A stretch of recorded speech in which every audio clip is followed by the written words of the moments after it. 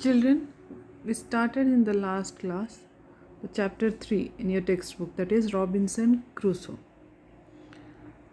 As we read in the last class that it is a book. Robinson Crusoe is a book written by Daniel Defoe. He was born in the year 1660 and he was the son of a butcher.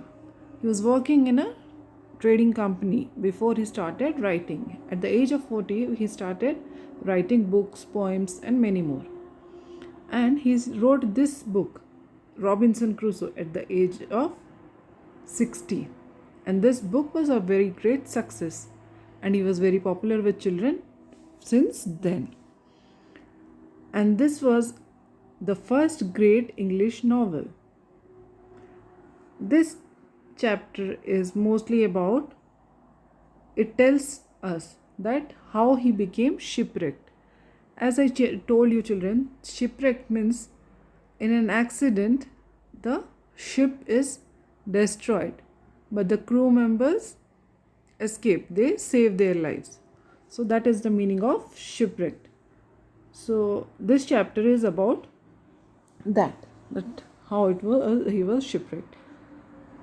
They started going for a voyage, and when they started it was very good weather. As I told you that before going for a voyage they have to look at the weather, the climate in that place. So when they started the journey it was very good, but after 12 days they found a very violent tornado coming from the north side.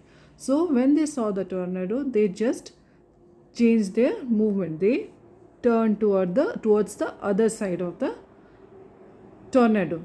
So when they started going there, when after 2 days they were hit by a storm, and by that time 2 of the crew members were already washed away. So the rest of them wanted to save their lives. So what happened then? After that they saw a seashore. They could see the seashore, they could see a land, and they wanted to reach there as soon as possible. So they tried hard to reach to that place. By the time they started moving there, again they were dashed by rain. So they had a small hope. What was the hope? They had a hope that if once they move back to the small boat, they can escape, they can save their lives.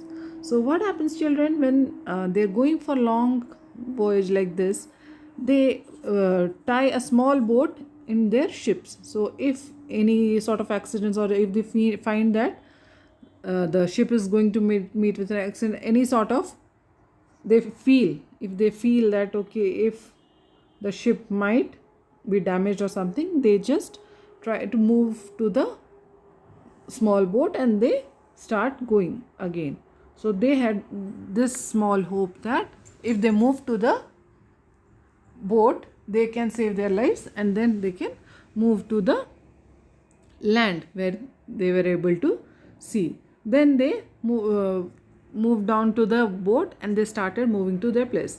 Then they saw there they were hit by a gigantic wave, and it hurled, as I told you, hurled is what? They were thrown away by great force. They were thrown away with great force. There were very big waves hit them, and then they were thrown in one side and the boat was thrown in the other side. Like there were 4 crew members left, and then they all were thrown here and there by the strong gigantic waves. But as Robinson Crusoe was a very good swimmer, he struggled for 1.5 hours to come out. In that stormy sea, he had struggled for 1.5 hours, and then he could lift himself. Again and again he was trying, as he could see a land there, he wanted to move towards that, but because of the strong waves, because of the big waves, he was again pushed back. So like this he was going on and off, and then it took around 1.5 hours to reach to that land. So children, look at the third paragraph. The night was dark with a star in the sky, and I knew that lying on the sand would be dangerous. So, what happened? He just reached to that place, that a land, and it was covered with sand, and he was thrown away by the water in that sand. So, he was so tired that for some time he just fell down and he was not able to get up because of his tiredness. And after some time he thought that it's not safe in this place, it's not safe, it is dangerous to be here.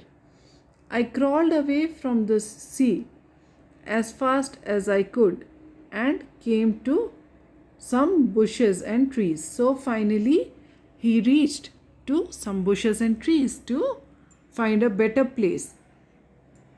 Why did he say that it is dangerous? Because children, in sand, we don't know that what type of insects or animals are there. They can come and bite him. He doesn't know that. So he's saying it was not at all safe for me and it was very dangerous. So I moved towards bushes and trees.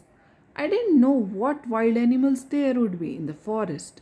So I climbed up on one of the trees and made myself comfortable between two great branches. There I slept the night as well as I could. So he thought that the land is not at all safe for me because any type of wild animals can come. As it is an unknown land for him, he doesn't know what kind of animals are there.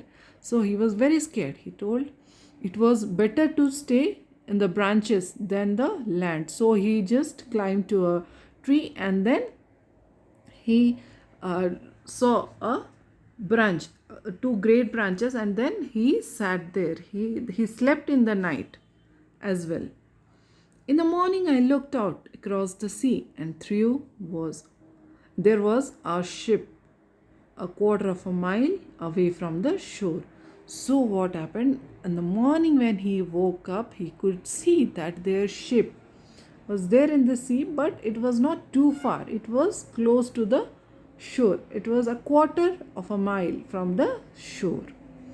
I came down the tree and found a stream where I drank some of the cool fresh water. So till that time he did not have any food or anything because he had struggled a lot to come back to the land.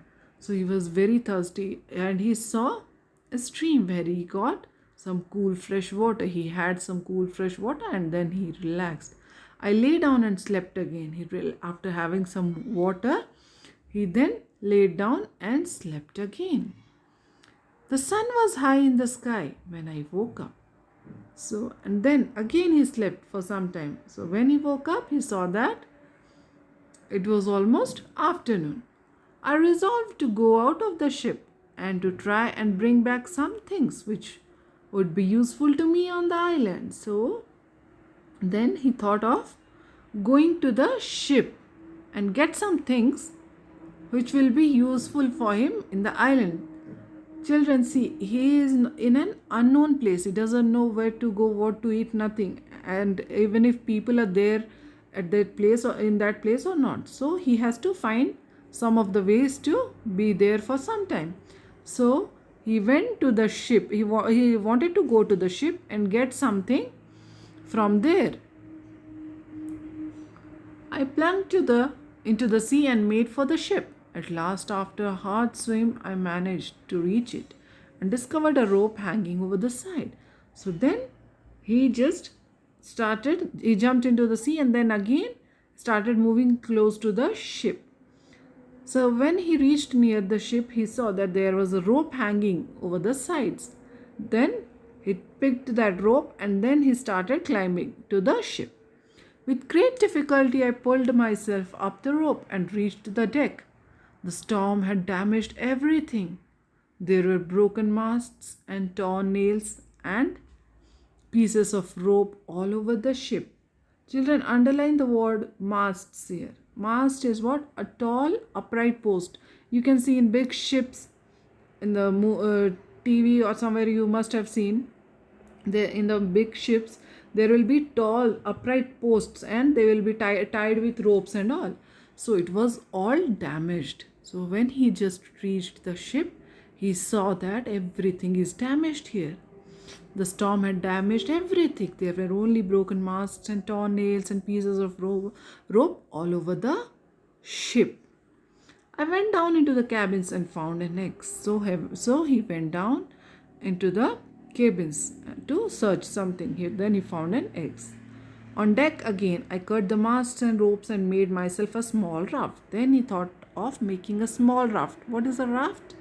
A raft is a like wooden plates where he can go with the help of that he can move in the sea. So he thought of making a raft. I managed to get this raft into the sea and tie it to the vessel with a rope.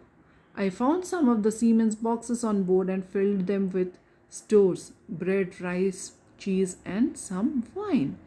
So then he took a box and then he picked all the bread, rice, cheese, and some wine, the food items which he could have when he is there in the island. I also found some clothes and in the captain's cabins 2 guns, a pair of pistols, and some powder and shot. All these I piled on to the raft, and having found a broken oar. Children, underline the word oar here. Oar is what? It is a wooden kind of thing which is used to row a boat. A wooden kind of, it's a stick. It's like a stick which is used to row a boat. A cast off from the vessel and started for the shore. When I reached the sand, I carried the things up onto the dry land. So he picked up all those things and piled up, and then he took those things to the dry land. So because he doesn't know that for how long he has to stay in that land, so he has to manage the things and then get his food items and everything. So he took everything and went to the land. Children will read the rest of the chapter in the next class.